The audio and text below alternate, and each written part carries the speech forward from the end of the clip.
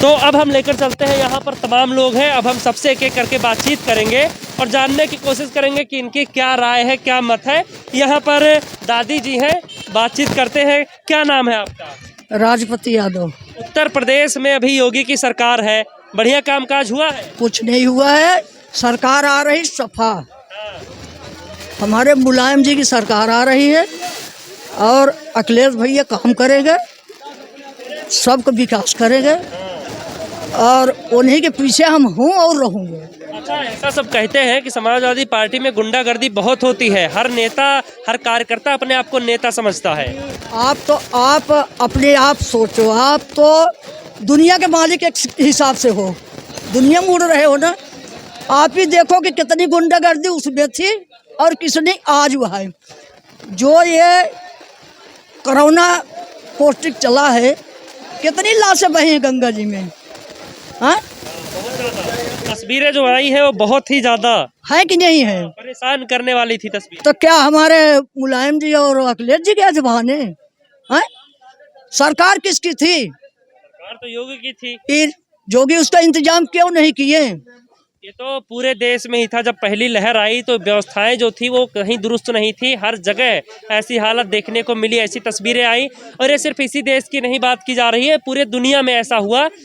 अब जो लहर आ रही है उसमें जहां जो राज्य फेल होता है वो फिर सरकार की फेलियर है। आज भी फेल है, आज भी ये पार्टी फेल है और ये पार्टी आने वाली नहीं है। अखिलेश आ रहे हैं, गोरा क्या है? कितनी सीटें आ जाएगी अखिलेश की? भाई हम ज्यादा नहीं कर सकते, 2.5 तो है ही है। अच्छा, मतलब सरकार बनाने जितनी आ जाएगी। आ जाएगी। चलिए और भी लोगों से बातचीत करते हैं। क्या नाम है आपका? मेरा नाम सोमा देवी है। कितना कामकाज हुआ है क्षेत्र में और किसकी सरकार आने वाली? भाई जिसकी सरकार आएगी वही काम करेगी, लेकिन इस टाइम बेरोजगारी बहुत ज़्यादा है। कोरोना काल में दुनिया ही परेशान है, जिसका रोजगार था वो रोजगार भी छिन गया। हाँ, दुनिया बहुत परेशान हो रही है। अब महंगाई बहुत ज़्यादा, सिलेंडर 1000 रुपये का पड़ रहा। उम्मीद किससे करते, कौन आएगा तो राहत मिलेगी? अब कोई भी सरकार आए लेकिन महंगाई कम करे और बच्चों को रोजगार दे। पार्टी से कर रहे हैं, सपा पार्टी हाँ, आएगा मेरा ये और हमारा सबको उद्धार कर देंगे। चलिए और भी लोगों से हम जानते हैं। दादाजी बैठे हैं। दादाजी, कैसा कामकाज हुआ है उत्तर प्रदेश में? अरे काम का तो हम तो यहाँ रहते नहीं हैं। आप कहाँ रहते हैं? हम तो गांव में से थे। तो जो जितना हम देखे हैं उतना ही ना हम बोलेंगे। हम जी बिल्कुल उतना। हमारे सामने में ये नाली नहीं था, ये नाली बना है ना, उसके है सफा का बना हुआ है। ये मेरे सामने में बना है, ये है बैठ है ये कौन, ये नाली ये मेरे सामने में बना है, ये है। हाँ, नहीं नहीं कोरी का बनवाया हुआ है कि नहीं? कोरी का बनवाया हुआ है कि नहीं? अरे जाओ, अरे झूठी तो पार्टी नहीं है, ये झूठी पार्टी है। चारों तरफ नाला सफा पार्टी में बना है और कोरी रहा हमारा पार्षद और हमने बनवाए हैं। झूठ है, अरे झूठ है। आपको तो झूठा बता रही है अम्मा। बंद बोलने दीजिए, वैसे जो बोल रहा है ना। अच्छा ये बताइए, आप क्या लग रहा है उत्तर प्रदेश में कौन सरकार बनाएगा? सरकार तो आएगा बीजेपी का, ये हाँ ये तो निश्चित है। चलिए आपसे बात हो गई, हमने आपकी बात रख ली। अब मैं बाकी लोगों से भी बातचीत कर लूं। यहाँ पर क्या नाम भैया आपका? विजय नाम है जी मेरा। क्या लग रहा है इस बार उत्तर प्रदेश में कौन चुनाव जीत रहा है? बीजेपी जीतेगी जी। बीजेपी जीतेगी? हाँ जी। क्या क्या चीजें अच्छी लगती हैं बीजेपी? सभी अच्छा लगता है जी। हमारे यहाँ जी अच्छी चीजें बनी है, नाली अच्छी बनी मेरे यहाँ, लाइटें हैं, सब चीज़ सही है, कोई दिक्कत नहीं है। अच्छा, अगर मुद्दे की बात की जाए तो इस बार क्या मुद्दा होना चाहिए? मुद्दा किसको लेके बताओ? चुनाव में मतलब जैसे लोगों के लिए मुद्दा जो होना चाहिए, रोजगार होना चाहिए कि महंगाई का होना चाहिए, कि महंगाई कम हो, या शिक्षा होना चाहिए, स्वास्थ्य होना चाहिए, या फिर हिंदू मुस्लिम मंदिर होना चाहिए? अरे हिंदू मुस्लिम तो खैर चल रहा है, चलता रहेगा जब तक सरकार है, जब तक चलेगी। क्योंकि जी हिंदुओं की सरकार है तो हिंदू ही आगे रहेंगे। अब जो मुसलमानों को सपोर्ट करेंगे तो वो बेकार है। जब हम हिंदू हैं तो हम हिंदू को सपोर्ट करेंगे, सीधी सी बात है। लगता है जो राम मंदिर बना है उससे यहाँ लोग प्रभावित होंगे, वो वोट देंगे बीजेपी को? हाँ जी देंगे, जब मंदिर का असर इधर भी पड़ेगा। हाँ। तो यहाँ लोगों के लिए प्राथमिकता पर देखा जाए तो रोजगार है या राम मंदिर? रोजगार भी है। बताओ क्या रोजगार नहीं है? कमा के कौन नहीं खा रहा, कौन नहीं वो कर रहा, घर में किसके राशन नहीं है। सरकार चाहे कितनी महंगी हो, कमा के तो खुद ही खाते हैं ना। ये सरकार तुम्हें ला के देगी, सरकार तो नहीं ला के देगी, कमा के तो खुद ही खाना पड़ेगा। या तुम्हें सरकार ही ला के देगी, सब कुछ ही सरकार ही करेगी। रोजगार के मुद्दे पर आपका ये कहना है? बिजली फ्री होने से या फिर तुम मान लो राशन फ्री होने से तुम्हारा घर तो चलने का नहीं। यानी फ्री वाली चीजें नहीं पसंद है? सरकार तुम्हारे घर वालों में जो तुम्हारे बच्चे होंगे उनकी शादी तो करेगी नहीं। जब सरकार कुछ फ्री दे तो उसमें कोई बुराई नहीं, क्योंकि वो आपके पैसे से ही आपको देती है। किसके पैसे? हमारे पैसों से देती है। चलो हमारे पैसों से फ्री दे रही है तो फिर दिल्ली में भी उन्हीं के पैसों से उनको फ्री मिल रही है। जो टैक्स होता है उसी से ही दिया जाता है, तो फिर सरकार अपनी जेब से तो फ्री का तो फिर कोई सिस्टम ही नहीं है, तो फ्री तो किसी को कुछ मिल ही नहीं रहा। अगर हमें अपनी जेब से हमें मिल रहा है तो फिर वो हमें नहीं चाहिए। अगर आपकी जेब से जाके और फिर वही दोबारा आपके पास पैसे में आए वो ज्यादा बढ़िया, कि दोबारा आपके पास मुफ्त में आए वो ज्यादा बढ़िया? तो वो कैसे पैसों में आएगा बताओ ना, हमारी जेब से जाके कैसे पैसों में आएगा? टैक्स देते हैं हर चीज पर, सरकार के पास जाता है पैसा टैक्स का, और उसके बाद में उसी को मैनेजमेंट किया जाता है। जब बजट तैयार किया जाता है उसी से निर्धारित किया जाता है क्या चीज़ें मुफ्त जाएंगी, क्या चीज़ें नहीं जाएंगी। अच्छा, तो मतलब कहने का मतलब ये है कि जो हमारी सरकार है वो हमारे पैसे लेके हमें वापस दे रही है। हर चीज़ को टैक्स जोड़ के टैक्स ही वापस कर रही है हमारा। ऐसा नहीं होता है कोई भी, वो भी है, उनको भी सब कुछ देखना पड़ता है। अगर वो हमें वापस ही दे रही है तो हमसे टैक्स लेना नहीं चाहिए उनको। अगर टैक्स ले रही है तो फिर वो हमें वापस ना करें। टैक्स नहीं लेंगे तो बाकी चीज़ें कैसे चलेंगी? तो बाकी चीज़ें चला तो रहे ना, वो चला रहे हैं, पैसे आ कहाँ से रहा? आप बताओ अच्छा कि फ्री वाला ज़्यादा सही है या बिना फ्री वाला? भैया केजरीवाल का मॉडल जो है वो सही नहीं लगता? सही है। दिल्ली में बताओ, दिल्ली में अगर केजरीवाल की सरकार है, बिजली के बिल अब भी आ रहे हैं उनके घर में, फ्री लाइट है फिर भी बिजली 200 यूनिट से ज़्यादा है। हाँ, तो 200 यूनिट से ज़्यादा का अगर आता है 200 यूनिट तक फ्री, तो उसके बाद भी बिल आ रहे हैं ना। 200 यूनिट से पहले भी बिल आ रहे हैं। 200 यूनिट से पहले भी हाँ, मेरी बहन से भी बात करवा देता हूँ मैं फ़ोन करके, बिल नहीं आ रहा हो तो। तो उन्होंने इस पर किसी से बातचीत नहीं की अधिकारियों से या कहीं भी? किसी से बात नहीं करी उन्होंने जी, वो किसी से बात नहीं करने जाते। मजदूर लोग हैं घर पे, घर भी तो चलाना रहता है। घर पे काम करने जाते हैं और काम करके वापस आ जाते हैं, सो जाते हैं थक हार के, उससे कुछ नहीं। तो इस पर कभी आपने सवाल नहीं उठाया? हम क्यों उठाएंगे जी, और भी सरकार लोग हैं और भी मुँह। तो क्या लगता है यहाँ पर अगर बात की जाए तो समाजवादी पार्टी और कोई सरकार बना सकती है, बसपा उसपा? मतलब यहाँ पे पार्षद के उसमें नहीं, अगर राजीव कॉलोनी से बात की जाए खास करके साहिबाबाद से। अच्छा, नहीं होगा जी, बीजेपी ही आएगी हमारे यहाँ से, बीजेपी ही रहेगी। और भी लोगों से पूछते क्या नाम भैया आपका? सोनू कुमार। तो आप बताओ फिर क्या बताना चाहते हैं? तो जो इनका जो सवाल था कि इनके घर पे टीन टप्पर पड़ी है और इनको जिसका लेंटर का मकान है उनको पैसा मिल गया है और ये कह रहे हैं और मेरे को नहीं मिला है। आप एक बात बताइए, आपके घर में दाल आटा चावल सब कुछ रखा है, ठीक है, क्या आपको कोई ऐसा मंत्र है जो अपना आप ही वो बन के आपके मुंह में चला जाए? ये तो कोई लॉजिकल वाली बात ही नहीं नहीं है ना। जब तक आप सरकारी ऑफिस में जाके फार्म नहीं भरोगे, अपना वेरिफिकेशन नहीं आएगी, लोग बाग आपके बारे में बताएंगे नहीं, सरकार क्या घर बैठे मोदी काम करेगा, योगी काम करेगा? फार्म भरा था आपने? फार्म भरा था कहाँ? 2000 रुपए दिए थे। किसको भी दिए थे 2000? संजय गिरी को, इनका भाई संजय गिरी, सुरेंद्र गिरी, इन्होंने 2000 रुपए ले लिया। फीस जमा करवाई थी फार्म भाई, कह तो रहा हूँ, इनके भाई संजय गिरी और सुरेंद्र गिरी के हाथ में पैसे दिए हैं। आप एक बात बताओ, अगर बिजली का 2000 रुपए किस चीज़ के लिए? ये किस चीज़ के लिए? अब ये बताइए, हमारी तो माँ मर गई थी, हमने सामने ही मना करते हुए चले जबरन दी, या तो ये 2 आदमी बताएंगे, वो तो बताएंगे नहीं, तो यही 2 आदमी नहीं बताएंगे। भाई पैसा देने के सामने मैं मौजूद हूँ। अब आप गलत आदमी के हाथ में पैसे दे दो। नहीं, उन तो कह रहे हैं उनके भाई को दिया। नहीं, उनका भाई को दे दिया तो उनका भाई से क्या मतलब है? वो कोई फार्म थोड़ा भरते हैं।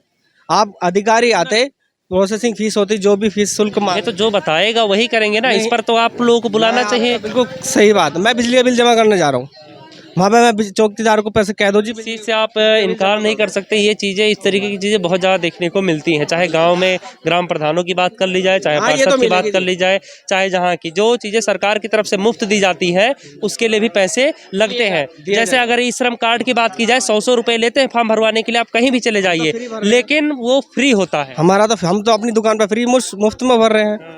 कई जगह पैसे लेते हैं, जरूरी मैंने ये नहीं कहा कि कह रहा हूँ 200 रुपये ले रहे हैं। और ये जन सुविधा केंद्र वाले भी हैं कुछ, जिन्होंने बाहर की आईडी ले रखी है, लॉगिन आईडी ले रखी है, सब अपने शुल्क लाने के 200 रुपये ले रहे हैं।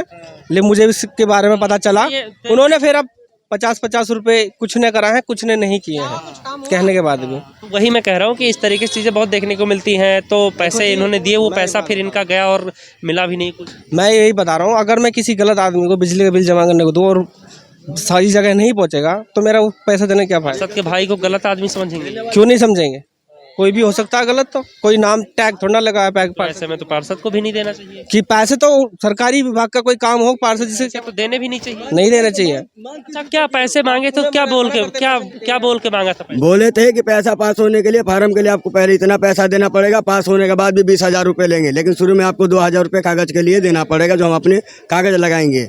तो हमने अपनी मम्मी को मना किया, मैंने कहा कि ऐसा कुछ भी नहीं है, ऑनलाइन भरेंगे, पर ये लोग माने नहीं, मेरे सामने ही पैसा दिया गया। फिर कुछ दिन ऐसे करते करते समय बीता, समय के अनुसार वो भी चली गई। अब तो वो है भी नहीं जो मैं उनको लाता, और ये 2 आदमी जिन्होंने पैसा लिया मैं वो आज भी नहीं निकाल सकते हैं मेरे आगे। मतलब नाराजगी है, अगर मिल गया होता तो शायद ये मुंह नहीं खोलते, फिर ये नहीं कहते, फिर ये 2,000 रुपए जो दिए हैं वो भी देते, और 20,000 जो देने थे वो भी देते, लेकिन इनको नहीं मिला, नाराजगी है, तो 2,000 रुपए के लिए क्यों नहीं बोलेगा। गरीब आदमी को बोलने का हक दिया गया है, चाहे किसी भी पार्टी का हो, लोकतंत्र का सबको वो दिया गया है। तो ये आज ये खड़े होकर बोल रहे हैं, तो ये भी तो लोकतंत्र का एक हिस्सा ही है, हम इसको गलत नहीं कह रहे। अगर इन्होंने पार्षद जी के भाई को पैसे दिया है, ये इनको ऑफिस इनसे कंप्लेंट नहीं करनी थी एक बार? बताया नहीं मुझे बताया उस दिन में घर के पास गए थे आपको मैंने। हाँ, मेरी बात सुनिए, मेरे पास ये 3-4 कामों के लेकर आया। एक इसका भाई जो है छोटा वाला चोरी में पकड़ा गया था, उस पर कोई आईडी नहीं था। मेरी बात सुनो, हाँ या ना का जवाब देना, बस पहले पूरी बात सुनना। चोरी में कई बार पकड़ा गया, एक बार जेल गया क्योंकि बच्चा था, पुलिस छोड़ देते थे, नाबालिग बच्चा जो नहीं भेजते थे जेल। नशा पूरा परिवार में है।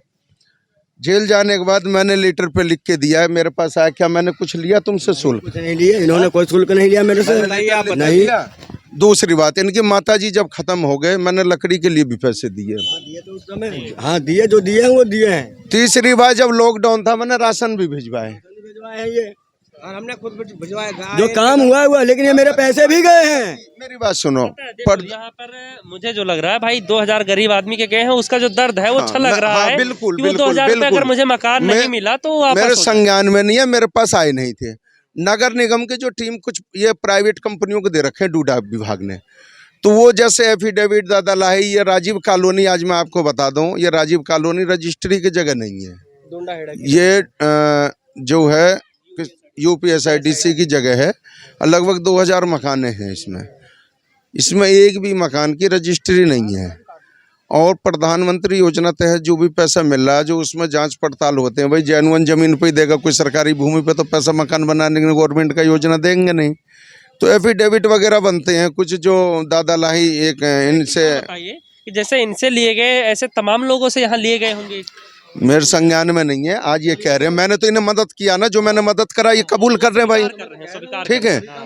इसका एक है हमारे कॉलोनी में कोई लड़के हैं ऐसे कुछ प्रकृति के, इसका फोन छीन लिया था मैंने इंस्पेक्टर साहब को, तो आपने बता दिया नहीं तो इनका फोन छीनने वाला भी मामला, मैं स्वयं चौकी इसके लिए 2 बार गया। सुनिए सर, आप जैसे इतने सारे लोगों के लिए फॉर्म भरवाए गए होंगे, तमाम सारे लोगों को मिला भी होगा, तो क्या सबसे पहले 2,000 रुपए बाद में 20,000 रुपए लिए गए, ये आपके संज्ञान में है या नहीं? मेरे संज्ञान में नहीं है, न मेरे पास कोई ऐसा मामला आया।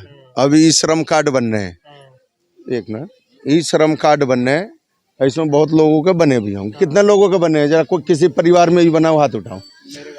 बना है ना? तो यहाँ कैंप हैं लगे हुए।